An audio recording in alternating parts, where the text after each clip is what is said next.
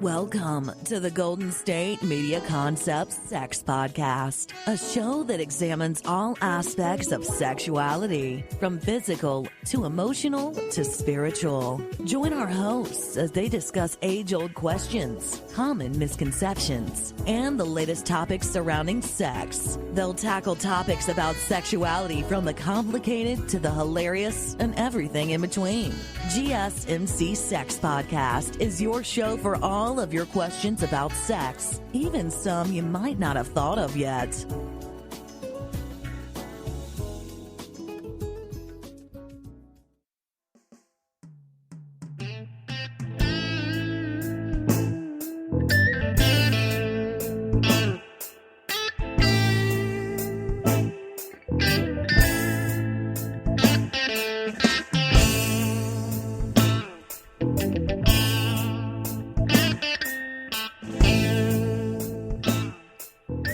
Hello and welcome to Golden State Media Concepts Sex Podcast. I'm your host, John Johnson, and I just want to share something with you. I am partnering with Care Of.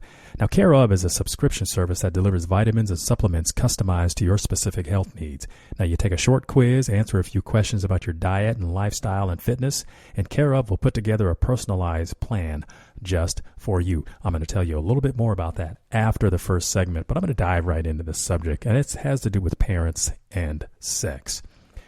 A lot of us have learned about sex from our friends, from books. Maybe we learned it in school. Some people have learned it from their parents. And for that experience, I'm wondering, because I'm going to talk about this but I'm wondering, when you had that conversation with your parents, was it something that you really got a lot of information, or were they just sort of nibbling around the edges? Because I find that a lot of parents are really uncomfortable talking, having that sex talk. So what tends to happen, and this usually happens around the time schools send those notices home saying, hey, we want to talk about this particular subject and we need your permission. And they say, hey, we can do it. This is the curriculum we're going to use. And a lot of parents are not comfortable necessarily with having someone else have that conversation with their kids because they don't always know where it's going to go. But you as a parent, you get to make those choices. You can decide how much you want your kids to know. And in that case, you can have your child opt out. So if you were a kid who was in the impact of something like that, what's interesting is, like I said, what did you learn? Who did you learn it from? And, well, was it true to what your experience was later on down the road? Because here's the thing, and I think for a lot of people, when you're having the sex talk, that when talking about it with your kids, are we talking about arousal? Are we talking about how babies are born, are made, or what are we talking about? Because when it gets down to some of the more clinical aspects of sexuality, which probably would be an easier conversation, I think a lot of parents don't have that kind of knowledge unless they've done the research. If you have a number of kids, sometimes you tell the first couple, and then the kids wind up being sort of the messenger, because the kids tend to like to be able to tell stuff that how much they know.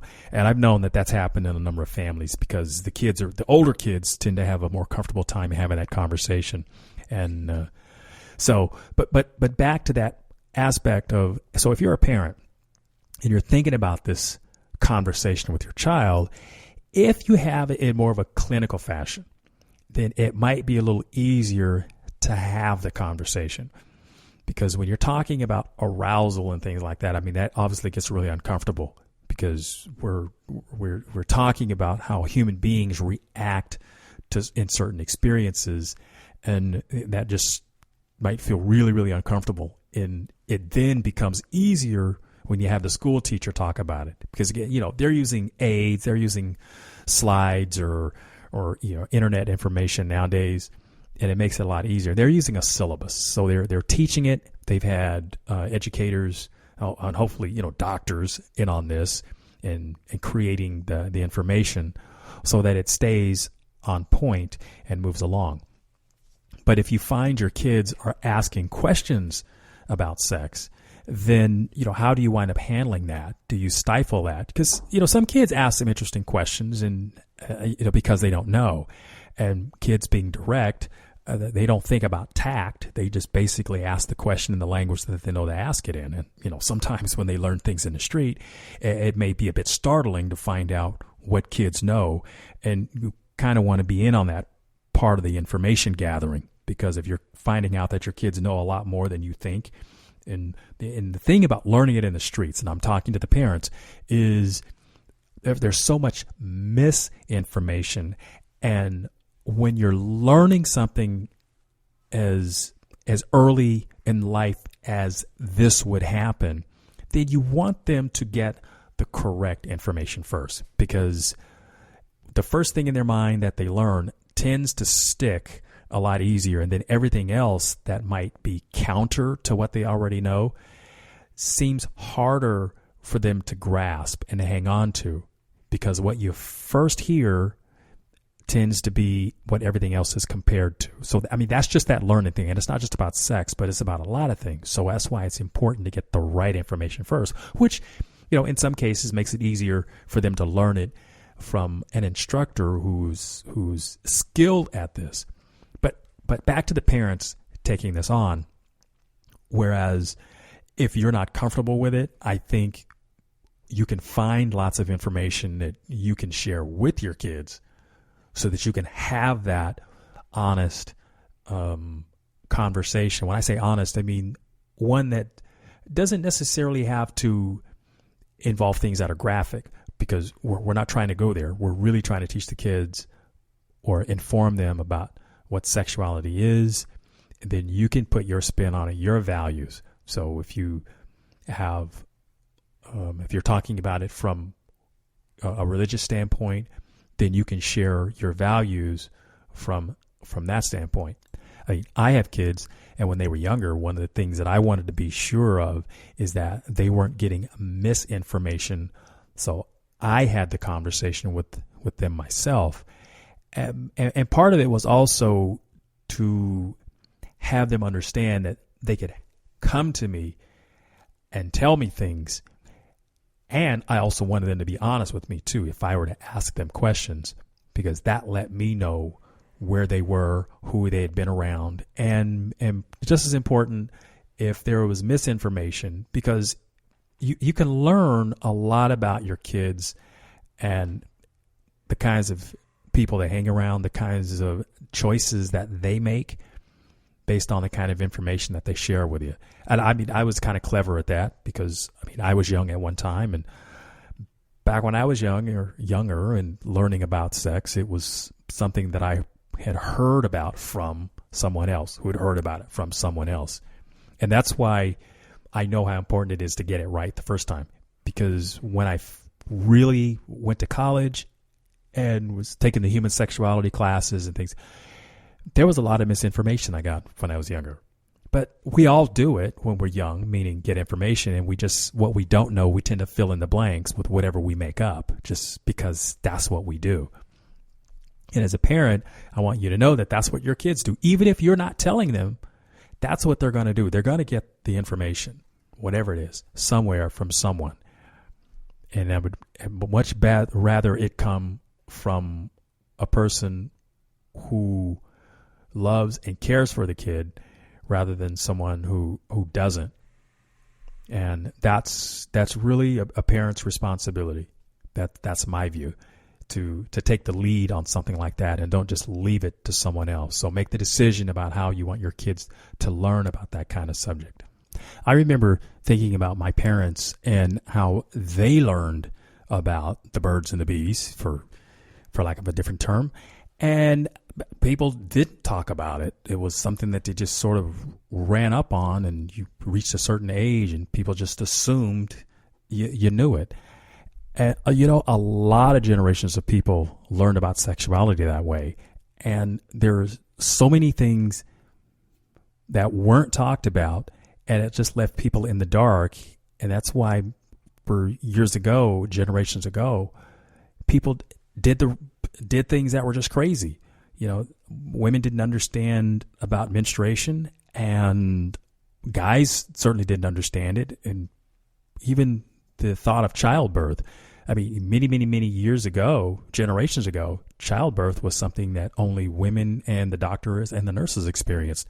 Men weren't in the delivery room. But obviously that has since changed.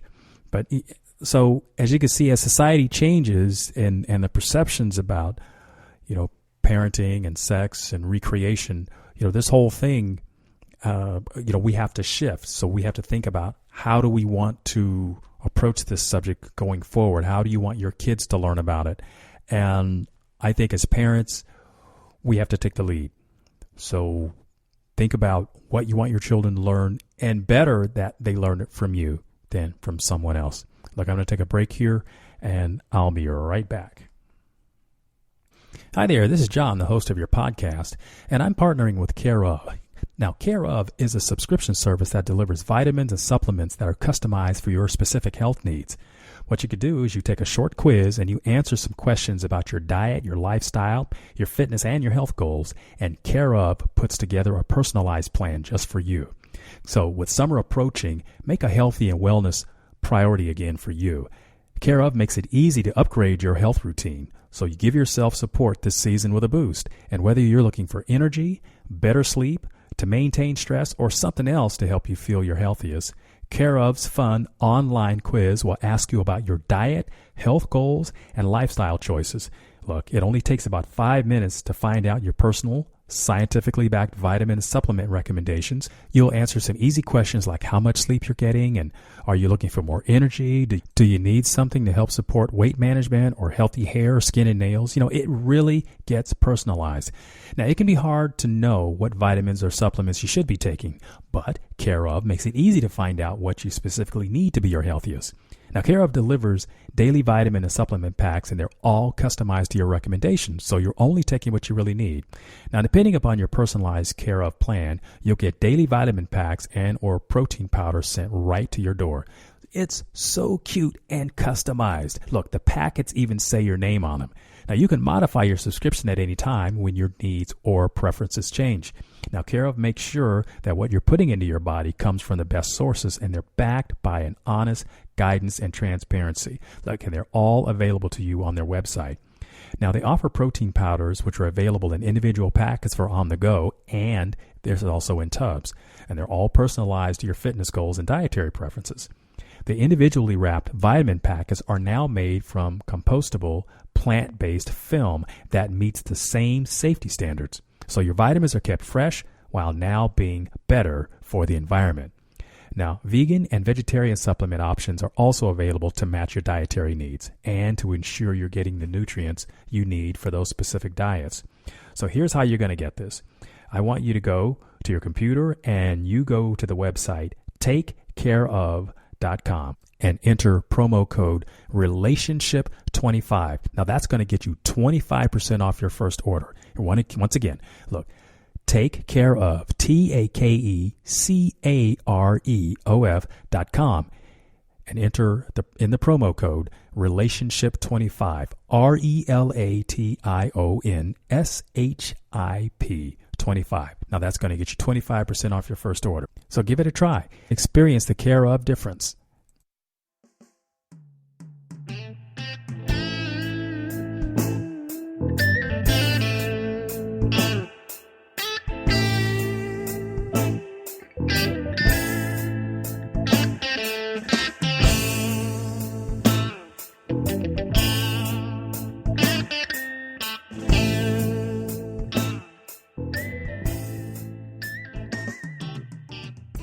Hello and welcome back to Golden State Media Concepts Sex Podcast. I'm your host, John Johnson. And in this particular segment, I'm going to talk about parents and sex. Now, the first segment I was talking about how you might go about educating your kids about sex. And obviously when I say parents, I'm going to relate to the children. And here's an interesting thing. Now, as children, we never thought about our parents having sex, even after we learned about it. it was just one of those thoughts we would just eliminate from our minds. We just wouldn't think about it. And I even recall a comedian talking about, as kids, when we think about our parents being intimately involved, we just kind of go, ugh, and we run out of the house screaming, that sort of thing. And I remember him making a joke about, well, if you're a parent, you want to get your kids out of the house, just start having sex and they'll run and they'll leave. He says they'll be damaged, but they'll get out of the house. But what is it about us that when we think about our parents being physically intimate, that we just kind of just go, ugh? Because I know I talked to a friend of mine recently, and she has obviously had quite a robust sex life, and she has daughters. Now, there was a time, well, I mean, of course, still, she has a very good working relationship with her daughters, loving relationship, and it seems like they talk about everything. But the minute she starts talking about her intimate relationship, then the kids just kind of cover their ears and they don't want to hear about it. And she sort of says, well, what is it? When the kids talk, mom listens. But soon as mom talks, the kids don't want to listen. And, I had to mull that over and wonder what that was like. Because I even feel the same way. I never thought about my parents doing this. And whenever the thought came about, it was like, oh, I try to get the brain eraser going because I didn't want to think about it. But even though that's how we were all created. Now, I understand I can talk about this in a very clinical way, but I would never feel comfortable getting into a conversation about anything beyond that. And that's how I've kind of see this separation between, the parent-child sort of thing, that is children not wanting to have the image of their parents being intimate. I mean, I'm happy for them when they're able to do that, but I realize that's some of my own bias too. I'm probably going to have to do a little more and think about that. But think about that for yourself. I mean, I think everybody that I've talked to seems to have that same feeling, but maybe other people have evolved to learn it a different way, about their parents and their intimacy. Again, I'm not against them being intimate. That's so totally their business, but I just don't necessarily care to know about it when it's happening. And the other thing that I have heard many times is I've heard how daughters and moms can talk, and dads and sons can talk, and the experience that I've had with that is when the dads are kind of glad to know that the son is out there trying to get a girlfriend, and the dad will kind of cheer him on. Oh, good, he's out there doing that, and because dads are glad to know that their boys are maturing, and obviously they teach them also to be respectful of a young lady, and being a gentleman is as important as anything else. But it's nice to see that they're evolving, and I think that's the pride that a dad has when he sees his young man, son or a grandson or whatever the relationship is, that he's moving on into adulthood. Now, I had a great relationship with my mom, but I never really discussed girlfriends with my mom. That was just something I didn't even want to tell her about it, because I personally did not want to have that conversation with my mom, to be honest with you. I mean, my mom was a great lady. She's nice. I loved her, but that wasn't the talk that I wanted to have. It would have been easier talking with a guy, and with that, because I didn't want my mom asking me too many questions, because I just would have felt really embarrassed because she'd have known if I wasn't telling the truth, So that's just something that I thought about. And, the thing about dads, when dads are talking to you, sometimes they're sharing their own experience and their own advice about how to be in those situations. So it's not just about them, lecturing you, but they're kind of reminiscing. As a guy, you're kind of reminiscing a little bit, and you're sharing the information, and you do it in a nice way, and you talk about people in a nice way. And I think that also helps you learn to, how to look at these situations. When you hear people say it in a nice way and say it in a respectful way, it teaches you to be that way. And that's what I like, hearing, from the guys that would talk about, the grown men that would speak about sex and how young men should behave. And, women are very capable of giving that conversation. That's nothing to do with whether they're capable of it. But I just knew that I felt more comfortable talking with men about it. Now, ironically, is when you get older and you go into, let's say, a hospital, what do you see? Most of them are women. So you kind of get pushed into the situation. Well, if you're doing the intake thing, you're going to be talking to women about all your issues. So I think at some point you learn to be more comfortable. I learned to be more comfortable talking about the subject with women. So there you go.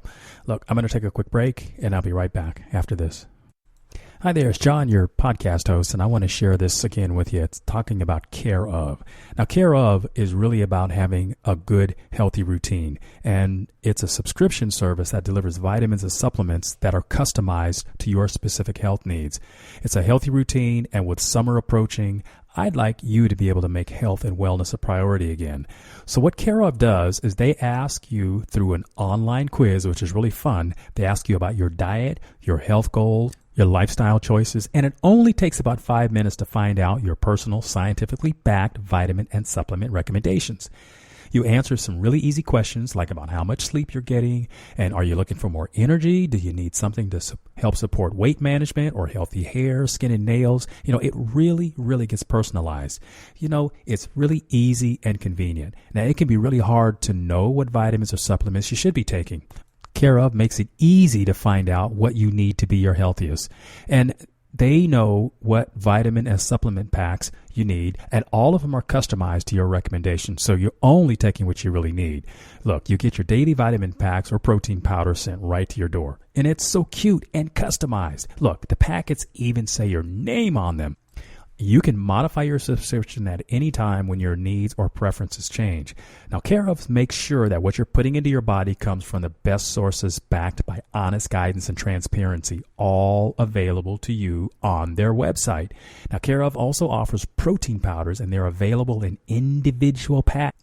And they are also in tubs, and it's, like I said, it's all personalized to your fitness goals and dietary preferences. Look, the individually wrapped vitamin packets are now made from compostable, plant-based film that meets the same safety standards, so your vitamins are kept fresh while now being better for the environment. Vegan and vegetarian supplement options are available to match your dietary needs and to ensure you're getting nutrients you need for those specific diets. So here's how you're going to get 25% off. Look, you go to takecareof.com and enter the promo code relationship25. That gets you 25% off your first order. Here you go. takecareof.com, takecareof.com, and in the promo code enter relationship25. That's going to get you 25% off your first offer. So give it a shot. I think it's well worth your time. Want to find out what movies to go see? Then check out the GSMC Movie Podcast. It's your ticket to the latest movies, whether it's a new blockbuster event, romantic, comedy, or action flick. This show has got it all covered. They talk some what to go see now. Don't bother. What's hot on Netflix and everything in between. That's gsmcpodcast.com/movie-podcast. When it's all about the movies, it has to be this new show. Don't forget to like them on Facebook and follow them on Twitter. Visit gsmcpodcast.com for more info.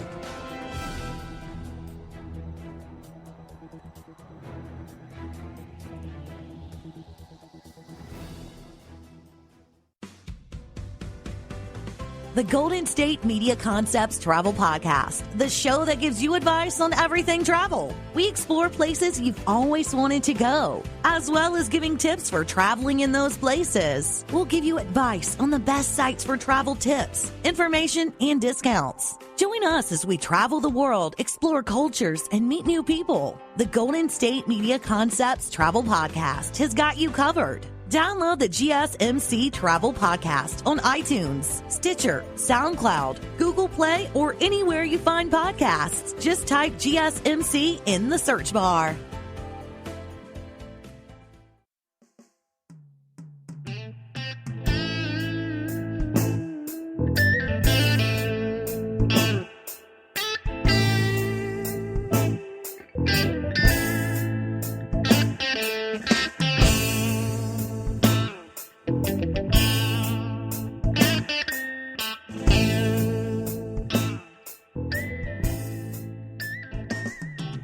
Hello and welcome back to Golden State Media Concepts Sex Podcast. I'm your host, John Johnson. Now, I was talking with another parent, and we were in that conversation about what it was like when we realized that our kids were sexually active, or at least had the potential to be. And I think the first question that comes to mind is, okay, where did they learn about this? And, most people learn it but through word of mouth, unless you're the parent who has given the sex talk or made it available to them by signing a permission slip so they can learn about it in school. I know a lot of kids are curious about it, and in school they talk about it in very clinical terms, but that isn't always the most interesting part for kids. Kids want to know about sex and what they can do nowadays, because there's so much free pornography of it that's available. That's oftentimes where kids go to for information, because it's so readily available. It's easy to see, it's easy to get at. And the thing that happens, and I think this is the conversation we want to have with young people, especially because porn is so easy to get. Now, when I was young, if you went to an adult bookstore, then you had to be at least 18 to get into the store. And even if you were in a regular magazine shop that had magazines, just the stuff that was G-rated, family magazines, comic books, and things, and all the adult-related material was under cover, or they had something blocking that, and you had to be 18. It literally said that on it. You had to be 18 to look at this. So there were some restrictions on it, and because of that, it just a lot of the stuff was left up to your imagination. And like I said, now with the advent of electronic media, the internet, you can literally see sex 24 hours a day, and you can indulge your wildest fantasies. The problem with watching pornography, and this even comes from those who are actors in the business, is it's entertainment. Much like you would watch a movie and where they have stuntmen doing somersaults in the air with all kinds of things. It's really pornography in terms of the videos that you see with professional actors, because they do make a career out of this, at least for however long the audience would want to see them as a performer. Listening to an actor who has talked about the business and the weird camera angles and all of the work that's involved in creating the story, i.e. creating a fantasy, and you have to explain to people that when you're watching a movie that's pornography, it is about fantasy. It is not real. It is not necessarily real life. And when you get exposed to something that's as raw as having sex, and not having the experience in life to be able to look at that and really just know that this isn't real. Because remember, when all this stuff is new to you, it's fascinating. You get drawn into the eroticism of it, and it's like your brain switches off. You just start suspending the disbelief, and you don't really realize that this is just acting. I mean, those are actors, and until you are able to look at it and recognize that it's just actors, then you come away thinking that you as a sexual being have to be like what you see on that film. And there is a big disconnect between how guys see sex in this case and how they expect women to be, and then women feeling like they've been objectified because they are there for the pleasure of the guys. And because these conflicts exist, I mean, obviously, when you're having an intimate partner, there should be a mutual understanding about a lot of things. But the problem that I'm trying to describe here is the perception that pornography creates about what real sex between people is supposed to be like. And you find lots of conflicts. Again, so many people suspend disbelief because instead of questioning what they're seeing on film as whether that's even realistic or not, the writers and the actors and the cinematographers, in order to create interest in what they're doing, are very good at creating a story. that people will buy into over and over and over again. And you really have to think outside the box to realize that that is just something that's been created for your entertainment. And when you can say be that type of objective about it, I mean, you may still be entertained by it. Maybe you won't be. But my point is in driving home the idea that as a parent, one of the things I think you want to have a conversation with your kids about is pornography, because it is so pervasive. It is so easily accessible. And you want to explain to your kids that pornography in the films, it is make-believe. It is something that has been created. And it's very difficult. It draws people in. I mean, that's what the people that make this stuff want you to do. They want you to spend your dollars, and they make money off of this. But if you don't have a handle on it, then it becomes very addicting, and can be very destructive. It is destructive, and it can be financially expensive. It can be emotionally expensive, because if you don't have a sense of reality around this stuff, then you get into relationships, sexual relationships, thinking that that's how it's supposed to be, and it isn't. And I think that's my point. You have to be able to separate that. And without the capacity to do that, without the maturity to be able to do that, then it's not going to necessarily be a good experience. You're going to have a hard lesson to learn at some point in time. So that's my point. And I say, parents, you take that one on, and your kids will be better for it. Get ahead of the curve. You need to get ahead of this. It's something you want to do ahead of time. That's my opinion. I'm John Johnson. This is the Golden State Media Concepts Sex Podcast. You've been listening to the Golden State Media Concepts Sex Podcast, part of the GSMC Podcast Network. You can find this show and others like it at www.gsmcpodcast.com. Download our podcasts on iTunes, Stitcher, SoundCloud, Google Play, or anywhere you find podcasts. Just type in GSMC to find all of our shows from the GSMC Podcast Network. From sex and relationships to health and wellness, life and happiness, and even weird news. You can also follow us on Twitter and Facebook. Thank you, and we hope you have enjoyed today's episode of the Golden State Media Concepts Sex Podcast.